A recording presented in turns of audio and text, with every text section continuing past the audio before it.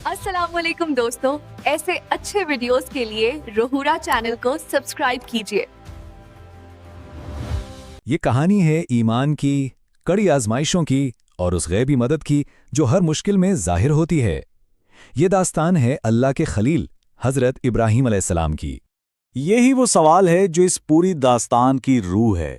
एक ऐसा सफर जो शाही महल की चमक दमक से शुरू होता है और फिर एक जालिम बादशाह के अंधेरों तक पहुंच जाता है जहां ईमान को आजमाया जाना था। तो आइए इस दास्तान का पहला बाब खोलते हैं। और हैरानी की बात यह है कि इसका आगाज किसी आजमाइश से नहीं बल्कि एक ऐसे नूरानी निकाह से होता है जिसका फैसला लगता है आसमानों पर हो चुका था। जरा तसव्वुर करें, मंजर कुछ यूं है कि शहजादी सायरा अपने लिए शौहर तलाश कर रही हैं।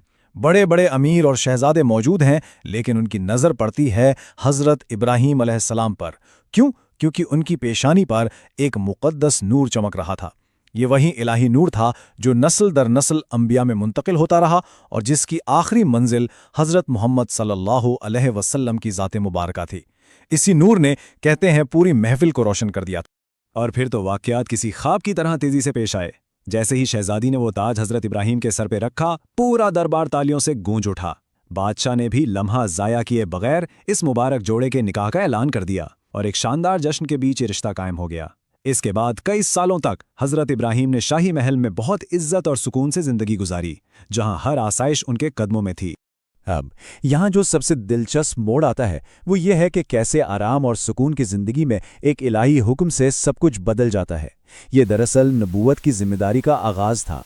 यहाँ हज़रत इब्राहीम की ज़िंदगी के दो रुख बिल्कुल साफ नज़र आते हैं। एक तरफ दुनियावी शान व शौकत है और दूसरी तरफ नबूवत का वो अजीम मकसद जिसके लिए वो पैदा हुए थे। और अब वक्त आ गया था कि अल्लाह ताला उन्हें इस मकसद की तकमील के लिए पुकारे ताकि वो भटके हुए इंसानों को हिदायत का रास्ता दिखा सकें। जब हज़रत जिब्राईल अलैहिस्सलाम अल्लाह का हुक्म लेकर आए तो हज़रत इब्राहीम फ़ौरन अपने सुसर यानी बादशाह के पास पहुंचे। उन्होंने अपनी हकीकत बयान की और हिजरत का इरादा जाहिर किया। बादशाह जो उनकी अजमत से पहले ही वाकिफ़ थे, उन्होंने खुशी खुशी उन्हें इजाज़त दी और ढेरों दुआओं के साथ रुखसत किया। चले अब आगे बढ़ते हैं और देखते हैं कि ईमान का ये सफ़र किस तरह उन्हें सीधा खतरे के दिल में ले जाता है। लेकिन जैसे ही वो मिस्र की सरहद पर पहुंचे, एक हौलनाक हकीकत उनका इंतजार कर रही थी। वहां के लोगों ने खबरदार किया कि इस मुल्क का बादशाह एक दरिंदा सिफत इंसान है, जिसके सिपाही ना सिर्फ मुसाफिरों को लूटते हैं बल्कि किसी भी खूबसूरत औरत को ज़बरदस्ती उठाकर अपने आका के हवाले कर देते हैं। यही वो कड़ी आजमाइश थी जो अब हज़रत इब्राहीम के सामने खड़ी थी। खतरे को भांपते हुए हज़रत इब्राहीम ने अपनी बीवी की हिफाजत के लिए उन्हें एक संदूक में छुपा दिया, लेकिन इंसानी तदबीर को तो नाकाम होना था। बादशाह के सिपाहियों ने उन्हें आ घेरा और मिन्नत समाजत के बावजूद जबरदस्ती संदूक खोल डाला। अंदर हजरत सायरा की बेमिसाल खूबसूरती देखकर उनकी आंखें खीरा हो गईं और वो इनाम की लालच में उन्हें फौरन इस जालिम बादशाह के दरबार में ले गए। और यहीं से इस कहानी का मरकजी ख्याल वाज़े होता है कि जब इंसानी ताकत और तदबीर नाकाम हो जाती है तब अल्लाह की कुदरत मुदाखलत करती है। अब मंजर इंतहाई कशीदा हो चुका है। एक तरफ हज़रत सायरा उस जालिम बादशाह के सामने बिल्कुल तन्हा हैं और दूसरी तरफ हज़रत इब्राहीम दूसरे कमरे में सजदे में गिरे हुए अल्लाह से अपनी बीवी की इज्जत की हिफाजत के लिए गिड़गिड़ा कर दुआ कर रहे हैं। जैसे ही बादशाह ने बुरी नीयत से हज़रत सायरा की तरफ अपना हाथ बढ़ाया, उसी लम्हे पहला मौजज़ा रुनमा हुआ। अल्लाह का अजाब नाजिल हुआ और बादशाह के दोनों हाथ फौरन बेजान होकर शल हो गए।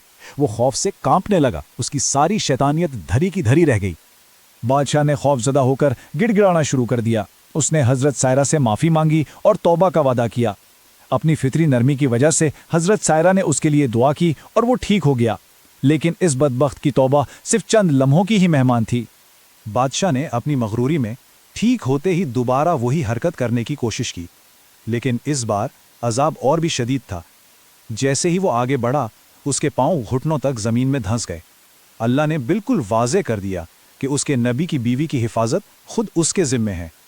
तो यहाँ सबसे अहम नुक्ता यह है कि ये खौफनाक सज़ा सिर्फ एक जुर्म को रोकने के लिए नहीं थी, बल्कि ये एक रूह को बदलने का ज़रिया भी था।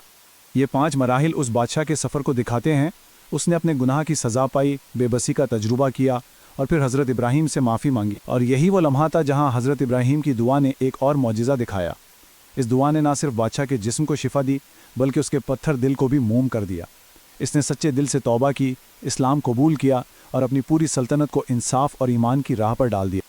یہ چارٹ اس گہرے اثر کو ظاہر کرتا ہے جو حضرت ابراہیم نے مصر پر ڈالا۔ ان کی آمد سے پہلے وہ ظلم کی سرزمین تھی، لیکن ان کی برکت سے وہ انصاف اور ایمان کا مرکز بن گئی۔ ایک نبی کی موجودگی نے پوری قوم کو تاریکی سے نکال کر روشنی کی طرف لا کھڑا کیا۔ مصر میں اپنا مشن مکمل کرنے کے بعد اب نبی کے لیے اپنا سفر جاری رکھنے کا وقت آ گیا تھا۔ لیکن یہ کوئی عام تحفہ نہیں تھا۔ بادشاہ نے شکرانے میں ایک ایسی عظیم خاتون کو پیش کیا جن کا نام تاریخ میں ہمیشہ کے لیے رقم ہونا تھا۔ یہی حضرت ہاجرہ تھیں، جو آگے چل کر حضرت اسماعیل کی والدہ بنی اور جن کی نسل سے خاتم النبیین حضرت محمد صلی اللہ علیہ وسلم نے دنیا کو منور کیا۔ جانے سے پہلے حضرت ابراہیم علیہ السلام نے مصر کے تمام لوگوں سے ایک الوداعی خطاب کیا۔ انہوں نے انہیں اللہ سے ڈرنے، انصاف قائم رکھنے اور صرف اسی پر بھروسہ کرنے کی نصیحت کی۔